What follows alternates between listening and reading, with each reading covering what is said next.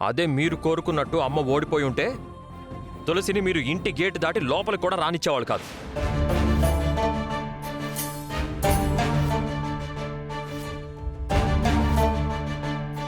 అందుకే మేము అమ్మని గెలిపించుకున్నాం.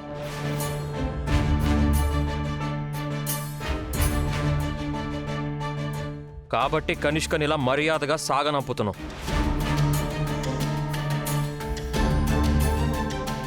ఏయ్, ఇంకా చూస్తున్నావేంటి? నడు బయటికి. ఏంటి మావయ్య ఇది? మీ అబ్బా ఇంత చేస్తుంటే మీరేం మాట్లాడరేంటి? మా నాన్న నీలా కాదు కనిష్క. ఏదైనా మాటిచ్చినా ఛాలెంజ్ చేసినా దానికి కట్టుబడి ఉంటాడు.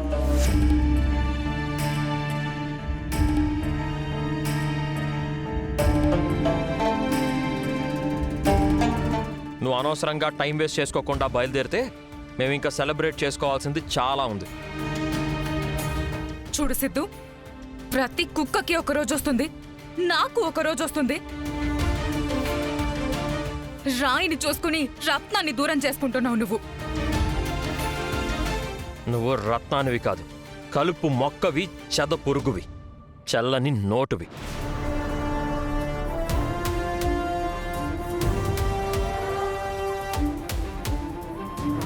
నా తులసి రాయి కాదు, మేలిమి బంగారం. నా అదృష్ట దేవత, మా ఇంటి మహాలక్ష్మి.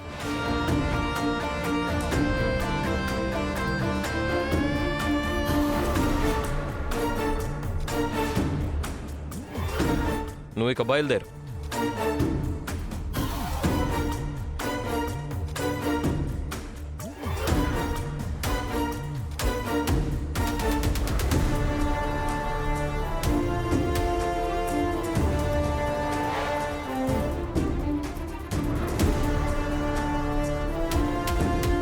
ఆగు కనిష్క.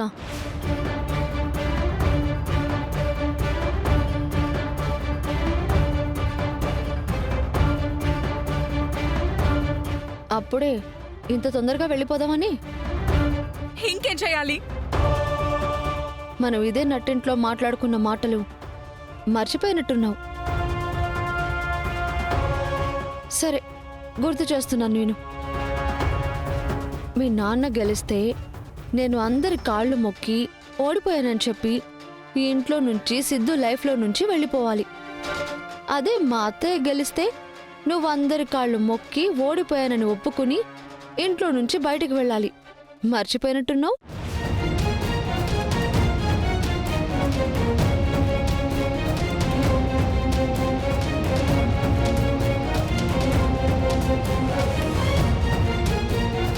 క్యాంపెయిన్ అది ఇది అంటూ మా కుటుంబ గౌరవాన్ని రోడ్డు కీడ్చినందుకు నిన్ను మామూలుగా సాగనంపావు.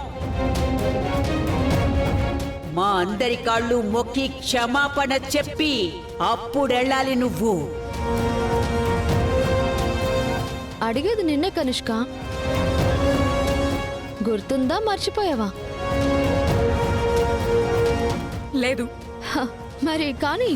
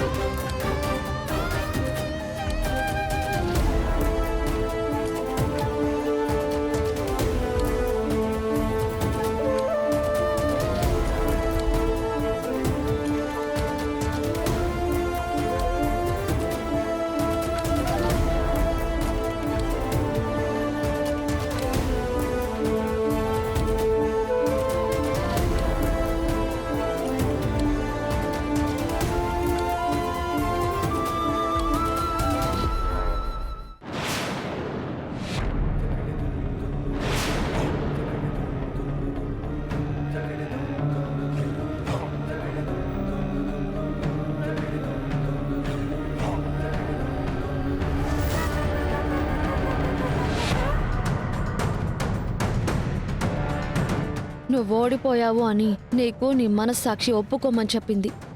కాబట్టే నువ్వు ఈ పని చేయడానికి అంగీకరించావు. నువ్వు వెళ్ళేటప్పుడు ఒక విషయం చెప్తాను, గుర్తుపెట్టుకో. ప్రతి ఆడదానికి తన ప్రాణం కంటే విలువైందేంటో తెలుసా? తన ఐదోతనం.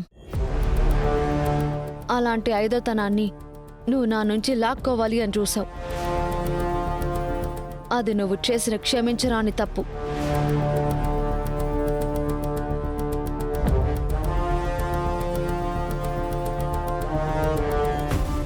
మనం చేసే పని అంటే మన కర్మ ఎప్పుడూ మనతోనే వస్తుంది. అది ఎవ్వరిని వదిలిపెట్టదు, నీతో సహా.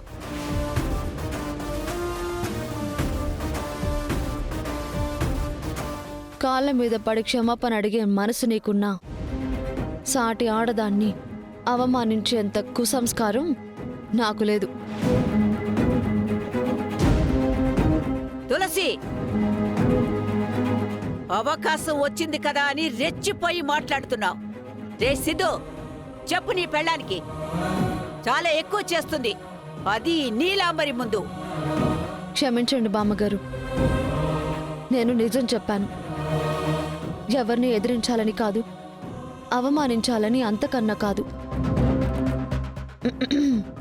ఇక నువ్వు బయలుదేరితే మంచిది.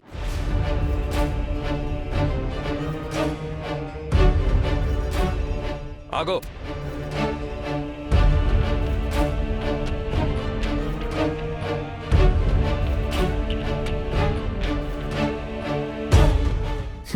అమ్మా, మాకు పెళ్లి జరిగి తులసి ఈ ఇంటి కోడలుగా అడుగుపెట్టినప్పుడు తనని ఇంటి కోడలుగా సాంప్రదాయబద్ధంగా ఆహ్వానించలేదు.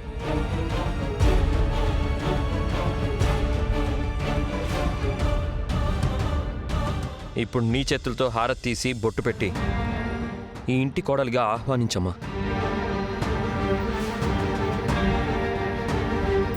సరేరా.